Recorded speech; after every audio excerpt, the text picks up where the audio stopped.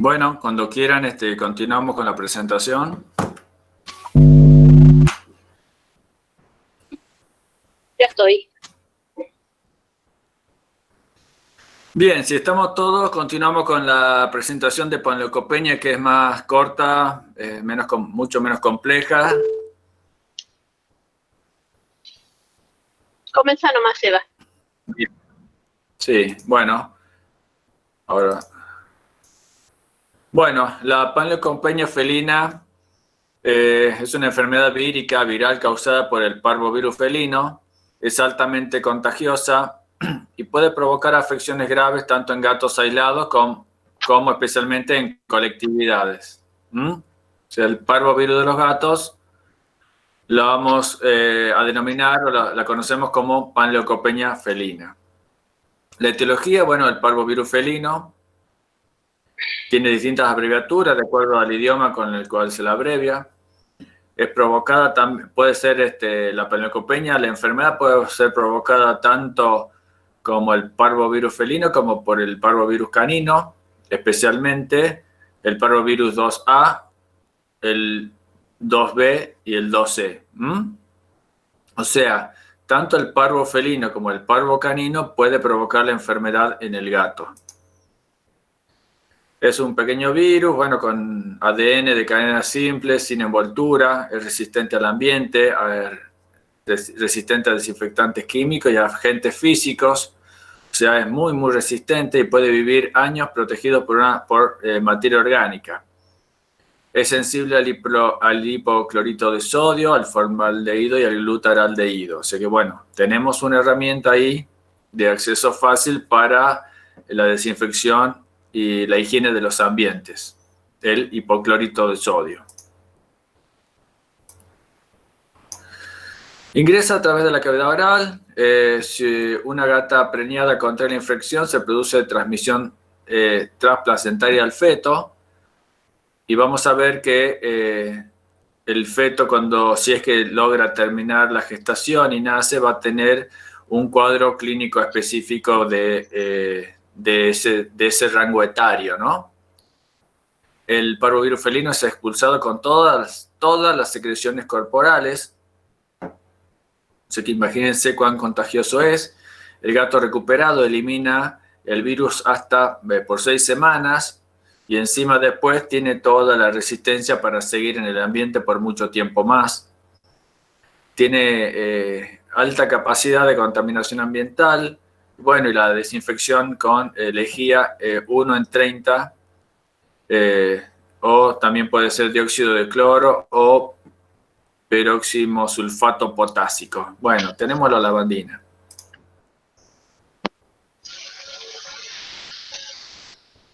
¿A qué órganos afecta el parvovirus felino?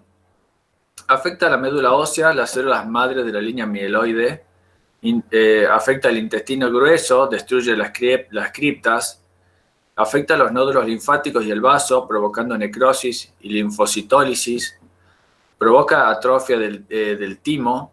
En los ojos puede provocar displasia de retina y lesiones en el nervio óptico y puede provocar la muerte fetal y el aborto. Y además, como le decía, si esa camada nace cuando la madre fue infectada durante la gestación, si hay algún gatito que nace, puede tener una afectación del cerebelo en desarrollo, provocando una hipoplasia cerebelar con un cuadro característico, que ya lo vamos a ver más adelante. ¿Qué ocurre si hay exposición a parvovirus felino en una gata gestante? Bueno, en el primer tercio va a haber infertilidad y reabsorción fetal. En el segundo tercio, acuérdense que hablamos de tercio en la gata, el tercio significa 20 días, porque si tenemos una gestación de 60 días, un tercio va a ser 20 días. Entonces, en el último tercio o en los últimos 20 días de la gestación, o en los primeros días de vida, puede haber lesiones en retina, atrofia de timo, lesiones en cerebro, atrofia del nervio óptico, retinopatía, hidrocefalia. Las lesiones en cerebelo son hipoplasia cerebelar y nacimiento de gatitos con miocarditis o cardiomiopatía. Entonces, esas son las afecciones de acuerdo a qué momento de la gestación se afecta a la gata.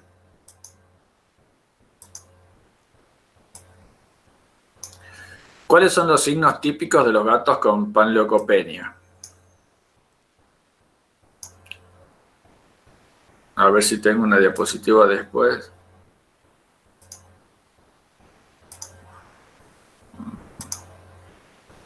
Bueno, sí. Entonces, ¿cuáles son los signos típicos de los gatos con panleucopenia? ¿Cuál es la presentación en las gatas preñadas? ¿Cuáles son los signos clínicos de los gatitos con infección prenatal o postnatal temprana? Estas son las preguntas que vamos a responder a continuación.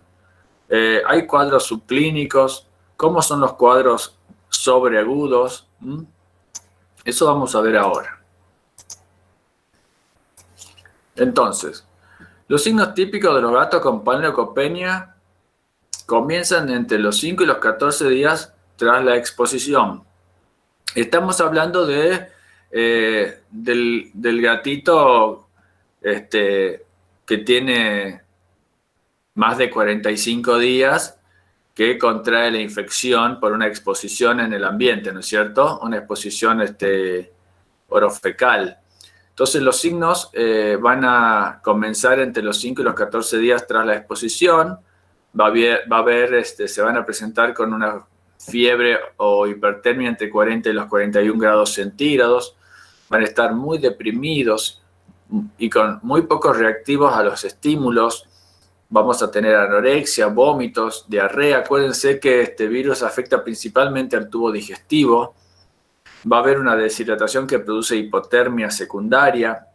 En casos graves va a haber una sepsis con úlceras en la boca, puede haber diarrea hemorrágica, ictericia y petequias por coagulación intravascular diseminada. Entonces, este es el cuadro típico del gato con la panleucopenia, que es un cuadro muy, muy parecido al perro que tiene parvovirus, ¿no es cierto?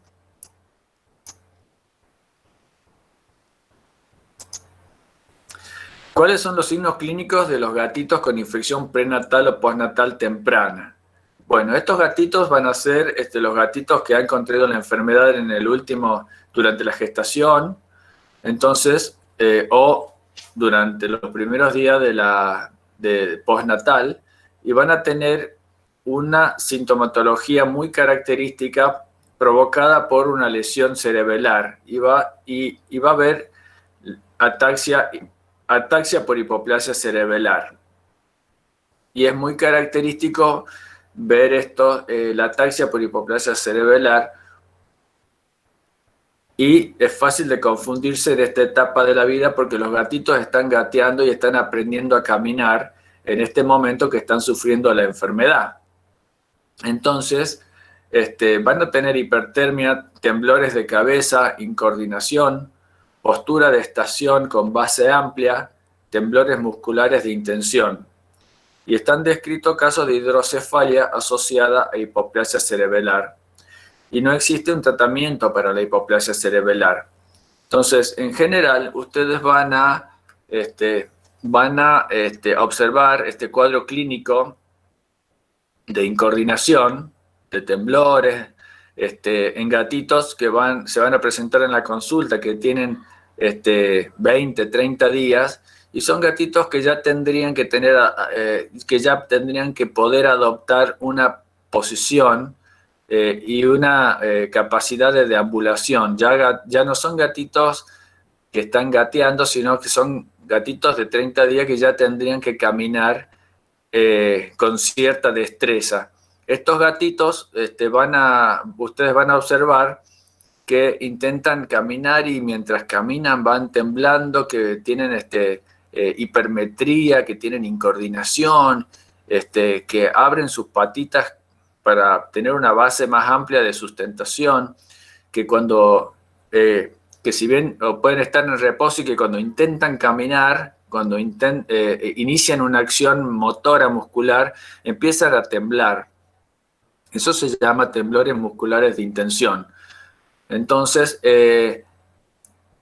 muchos de estos gatitos, cuando ustedes los vean, después de los 30 días o a los 60 días que siguen con este problemita, que dicen, este gatito no aprendió a caminar y que sigue con estos problemas. Bueno, esos son gatitos que ya han pasado generalmente ya han pasado por la infección aguda, o que lo pudieron haber pasado dentro del vientre materno, y que en este momento ya tienen las secuelas de la enfermedad.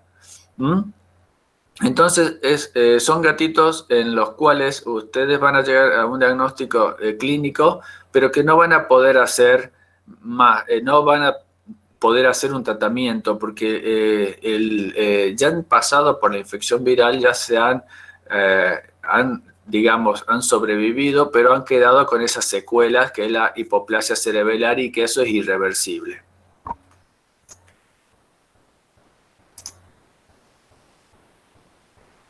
Bueno, ¿cómo llegamos al diagnóstico de la panleucopenia felina? Entonces, el diagnóstico en el cuadro ese de hipoplasia cerebelar es sintomático. En el caso de que tenemos un cuadro con síntomas gastrointestinales, con vómitos y diarrea, ahí es donde vamos a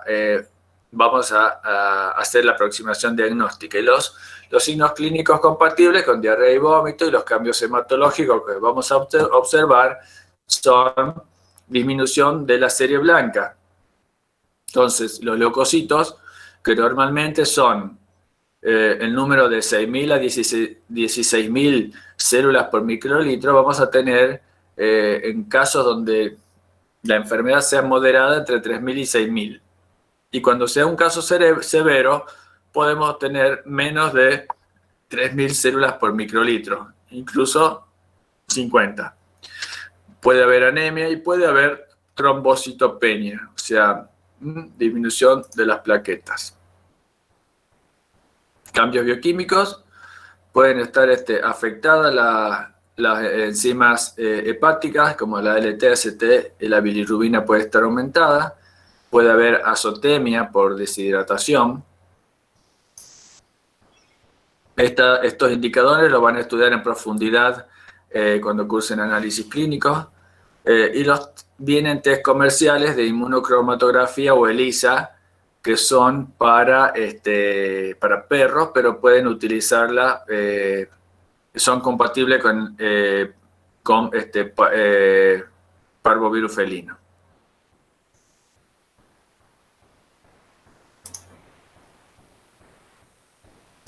Bueno, la PCR también pueden usarla como diagnóstico, pero bueno, ya saben que tenemos que conseguir un laboratorio que haga PCR para parvovirus felino. Y la histopatología y la inmunohistoquímica se hacen por necropsia, son diagnósticos de necropsia. De todas formas,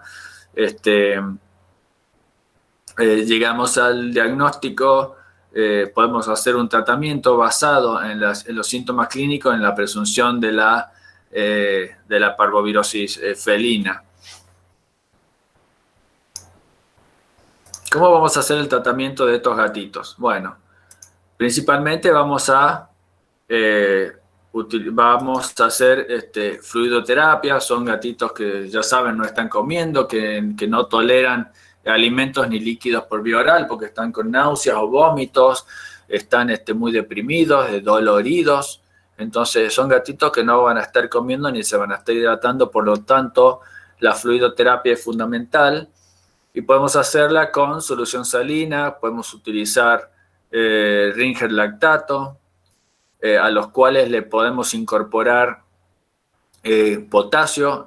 Acuérdense que el potasio se incorpora día a día fácilmente con los alimentos, y al no alimentarse, esto empieza a disminuir rápidamente, y lo que va a provocar hipopotasemia.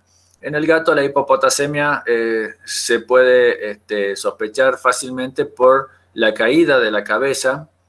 El potasio tiene un efecto, una actividad, una participación en la contracción muscular muy importante.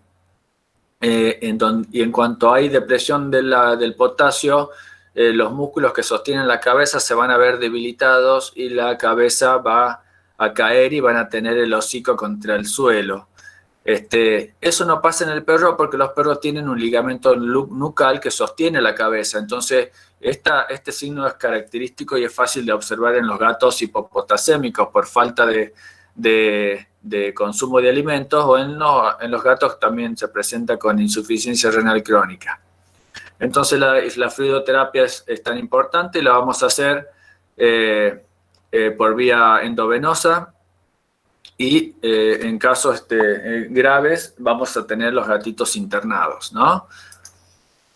Continuando con la antibiótico-terapia, si bien es el virus el que provoca la enfermedad, es un virus que va a dañar la mucosa intestinal, las criptas, y al estar dañada esa mucosa, va a estar también la barrera de defensa va a ser ineficiente y va a haber un paso de esa flora bacteriana intestinal, que es normal en la luz del intestino, va a poder pasar al tejido y al torrente sanguíneo en donde no es normal que estén, y en donde ahí van a causar mayor enfermedad por lo que se llama translocación bacteriana, en donde, y si no pasan bacterias, también pueden pasar sus toxinas. Las bacterias gram negativas son productoras de toxinas,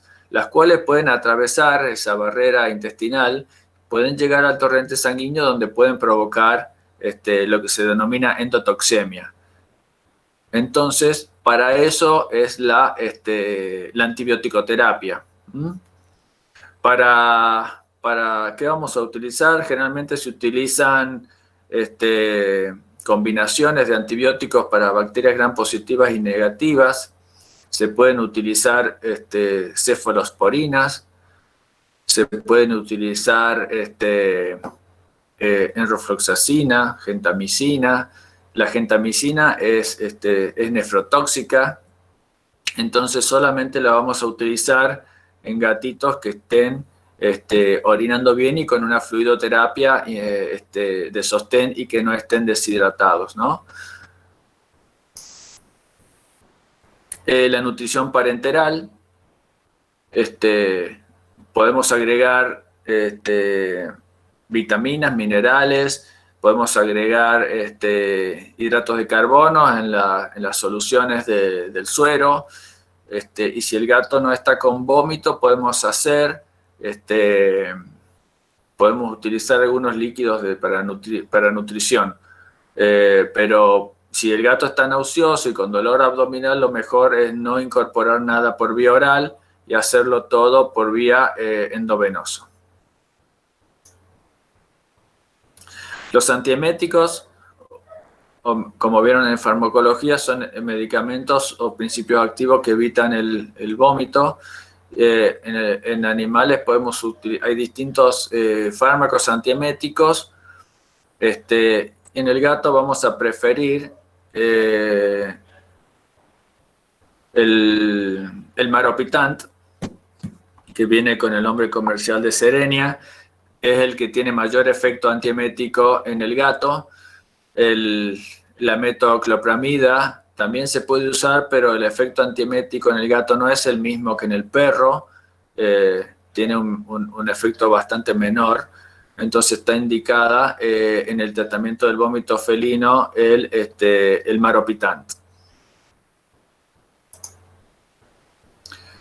Con respecto a las transfusiones, se refiere bueno, si bien es una gastroenteritis muchas veces hemorrágica y a otras veces no tanto, lo que sí es importante destacar que transfundir a los gatitos con sangre entera le va a proporcionar sangre de un gato que sea, por ejemplo, un gato hiperinmune, un gato que tenga una alta carga de anticuerpos.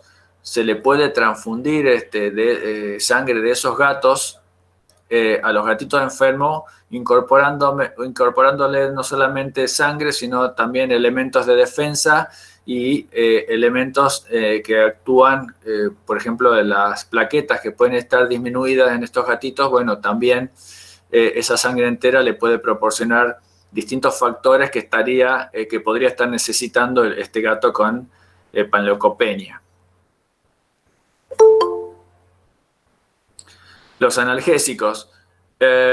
Con respecto a los analgésicos, bueno, en esta enfermedad cursa con gran dolor abdominal y podemos utilizar de tramadol, se podría utilizar dipirona, aunque la dipirona tiene un efecto, tiene una dosificación y un intervalo, tiene una dosis y un intervalo de dosificación distinto al del perro. En el gato se utiliza cada 72 horas y no como en el perro que se puede usar cada 12. Se tienen que tener muy en cuenta eso. Entonces se podría usar tramadol en el caso de dolor abdominal. El interferón omega recombinante felino se puede incorporar en la terapia para aumentar la defensa del gato enfermo con parvovirosis felina. Mantener la temperatura corporal es muy importante. Recuerden que, como les había dicho antes, a veces la deshidratación baja la temperatura corporal. Y en gatitos que no se están alimentando, que no tienen calorías, ingeridas por vía oral con los alimentos, bueno, también le va a costar mantener la temperatura corporal. Entonces tenemos que tener a los gatitos en un ambiente cálido. Y obviamente la higiene es importante. Estos gatos que están con diarrea y a veces están doloridos y se sienten mal, tal vez no se higienicen tanto y necesitan que los ayuden también con la higiene. El pronóstico. La hipoalbuminemia y la leucopenia son factores pronósticos negativos. O sea, cuando hay una hipoalbuminemia grave y leucopenia, va a ser difícil sacar a estos gatitos adelante. Los gatitos de menos de 8 semanas tienen mal pronóstico. Los gatos adultos tienen mayor oportunidad de supervivencia si se administra un tratamiento adecuado al principio de la enfermedad. Acuérdense que estos son casos agudos, parecidos al cuadro clínico en el perro, donde tiene un periodo de evolución de 3 a 4 días. Entonces hay que hacer un tratamiento adecuado rápidamente. Con respecto a la vacunación de la panleucopenia, se utilizan virus vivos atenuados a partir de las 8 o 9 semanas de vida, o virus vivo modificado, que es lo mismo, aplicando 3 dosis, dosis cada 3 semanas, de forma que la última vacuna se administre después de las 16 semanas y revacunar al año. Bueno, el tratamiento que yo les recomiendo es muy sencillo. A los 2 se vacuna, a los 2, a los 3 y a los 4 meses. Así de sencillo, y se lo revacuna después al año. En gatitos que no hayan calostrado, se hace una vacunación temprana con vacuna inactivada entre los 7 y los 12 días. En estos gatitos que no han calostrado, se utilizan vacunas a virus muertos o virus inactivados para conferirle algún tipo de defensa, ¿no? La creación de anticuerpos a partir de la vacuna. No se utilizan vacunas a virus vivo modificado porque puede despertar una respuesta a ser enfermedad. Bueno, esto ha sido muy corto, es muy sencillo, ya lo vieron, es muy parecido al parvovirus canino, tiene algunas diferencias en el tratamiento. Y eso es todo con respecto a esta enfermedad. Si tienen alguna duda, me preguntan ahora. No sé si están todavía del otro lado. Acá una de las chicas preguntaba si hacían diferencial con el raquitismo. Y la verdad que no está dentro de los diferenciales. Más que nada es una enfermedad que produce enteritis y que produce desórdenes en los glóbulos blancos. Y de última, en cachorritos recién nacidos, un cuadro neurológico debido a la hipoplasia cerebelar. Pero bueno, ampliarles un poco más. Sí, el raquitismo se refiere un poco a un trastorno en la relación calcio y fósforo relacionada a la alimentación y algunos problemas eh, metabólicos, pero acá no, no hay raquitismo. Acá, bueno, la sintomatología y las características de la enfermedad ni siquiera se parecen, ¿no? No sé si hay alguna otra pregunta. Dice acá, ¿cómo sería la vacunación en animales adultos que no fueron vacunados de cachorro? Bueno, se le coloca 2 dosis con intervalo de 21 a 30 días y después se sigue vacunando una vez al año.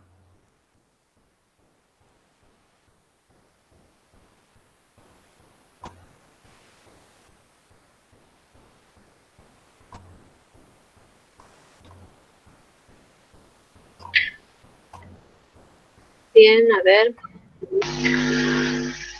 Bueno, ¿alguna otra pregunta, chicos?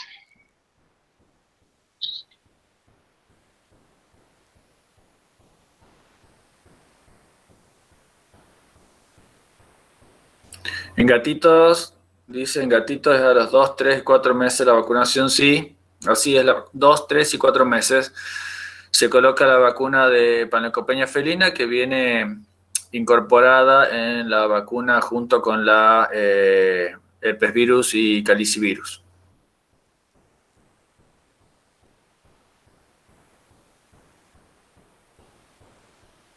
Bueno, esta enfermedad es bastante simple. El tratamiento también es sencillo y no tiene mayores complicaciones.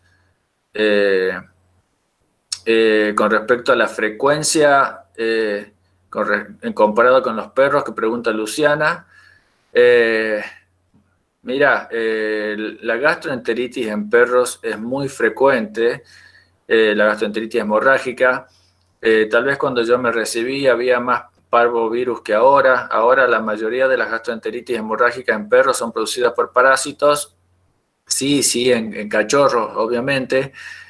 Mucha gastroenteritis hemorrágica en cachorros, pero el 90% de las veces o más es producida por parásitos. Y gatitos con gastroenteritis hemorrágicas es de muy baja presentación. La enfermedad en la consulta hoy en día, sí, sí hay parasitosis en gatos, pero no es muy frecuente, no es muy frecuente la enfermedad en el gato, ¿no? Con respecto al perro. Pero tienen que tener en cuenta que si tenemos gatitos con gastroenteritis hemorrágica, y más si conviven con perros, acuérdense que pueden encontrar la enfermedad del perro, así que si tienen perritos perritos con la enfermedad, también los gatos pueden estar siendo afectados si estuvieron o están en contacto con el medio ambiente. La hipoplasia cerebelar se produce siempre que haya transmisión transplacentaria. Sí, así es.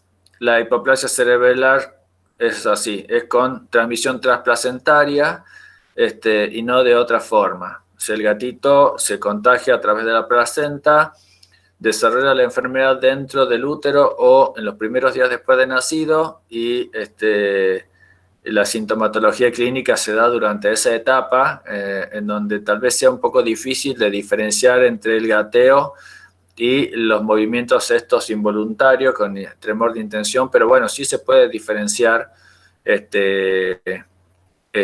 una complicación neuronal del gateo, ¿no?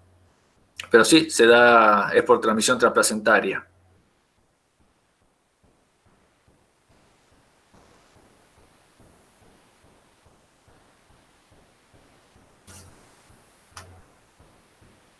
Bien, entonces, si tuvieran alguna otra inquietud o pregunta, lo hacen a través del campus virtual. Les voy a pasar las las clases las vamos a subir al campus si la profe está de acuerdo, el PowerPoint, y le voy a pasar también algunos papers, algunas investigaciones sobre la peritonitis infecciosa felina, que ha tenido algo de desarrollo en los últimos años, así están actualizados a los que les interese leer algo más. ¿Mm? Esta es la última clase teórica que les voy a presentar en la cursada, así que bueno, espero que les haya sido útil. Recuerden que para la profe como para mí ha sido una primera experiencia de dar clases vía online. No les voy a mentir, me ha costado un poco al principio y me ha ido aflojando hacia el final. He tenido que transformar las clases porque recuerden que las presentaciones que yo intenté hacerla en 2 horas o en 1 hora y media, en el presencial son clases de 3 horas o de 3 horas y media, entonces he tratado de resumir, de darle lo más importante, y por eso a veces he ido bastante acelerado en la presentación de los contenidos. Así que bueno, le agradezco la paciencia y les voy a pasar la información complementaria para los que estén interesados y los PowerPoint de la clase para que ustedes puedan estudiar. No sé si la profe le quiere dar algún mensaje. Sí, las otras clases, los otros temas que faltan subir del programa, se les va a ir subiendo al aula virtual, o PowerPoint, o la parte teórica. Acuérdense que este fin de semana es el cuestionario número 4, que es complejo respiratorio felino, canino, dentro del canino distemper, y también se les ha agregado rabia. También ya se les ha subido la guía de trabajos prácticos para que la tengan, la vayan leyendo.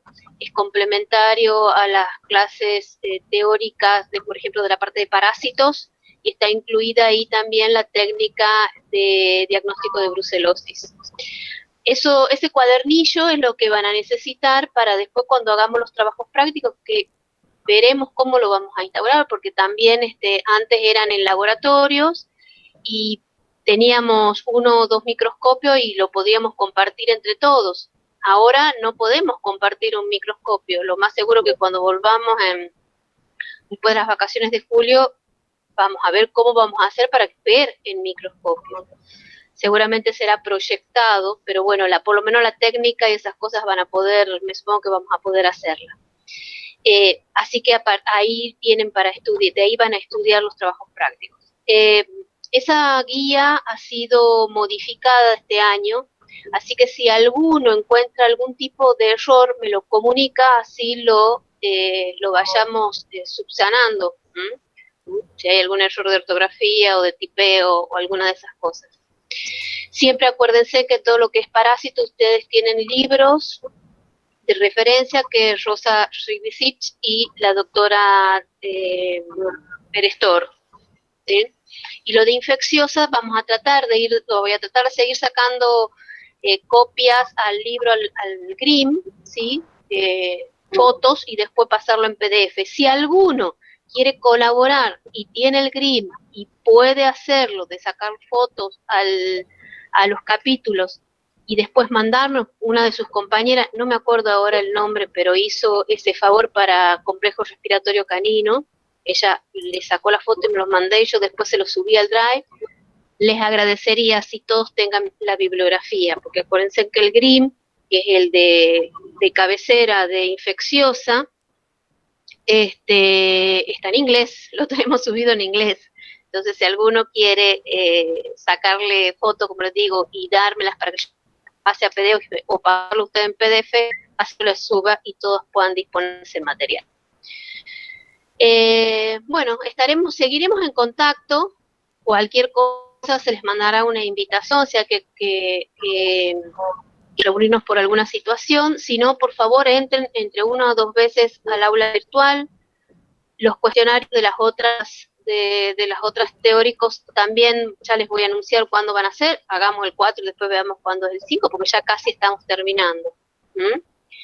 Y bueno, y en los foros participen, no han participado muy poco en los foros. Obviamente cuando uno lee, ahí es donde se da cuenta si entiende algo o no para preguntar. Pero bueno, cualquier cosa, a pesar de que dicen que se cierra en tal fecha, el foro lo mismo sigue activo. ¿Mm? Algo que necesiten saber, que quieran preguntar.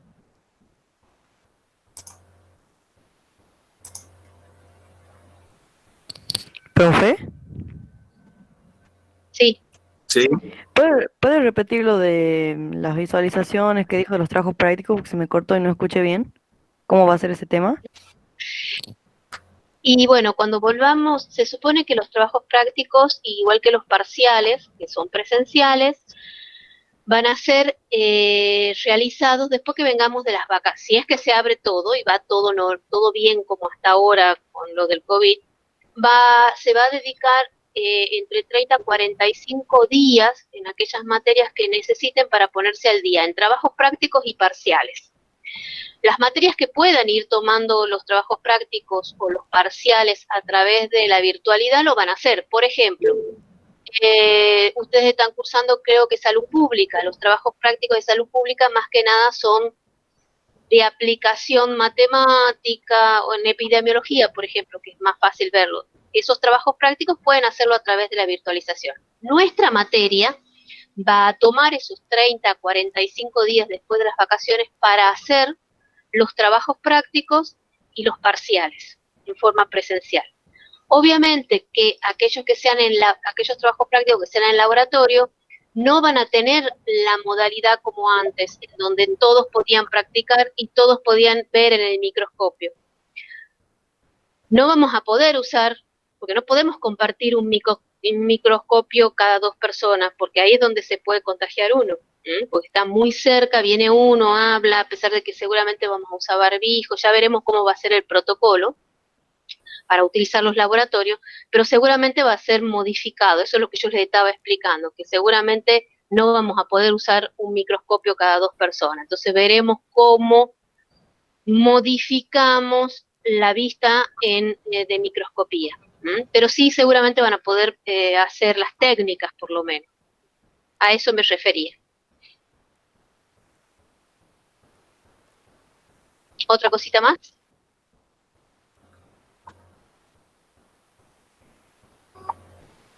Bueno, recuerden entrar entonces en el aula virtual y bueno, estaremos en comunicación y en contacto. Por ahora el ciclo de las clases presenciales a través de Google Meet han terminado. Si hay alguna otra cosa se les irá comunicando o se les hará una invitación para que se unan al Google Meet si hay alguna cosa que aclararle o algún teórico como el de hemoparásito, por ejemplo, que es extra programático y bueno, creamos nosotros conveniente hacer una reunión más, les comunicamos. Bueno, estamos por terminado entonces la tarde. Adiós.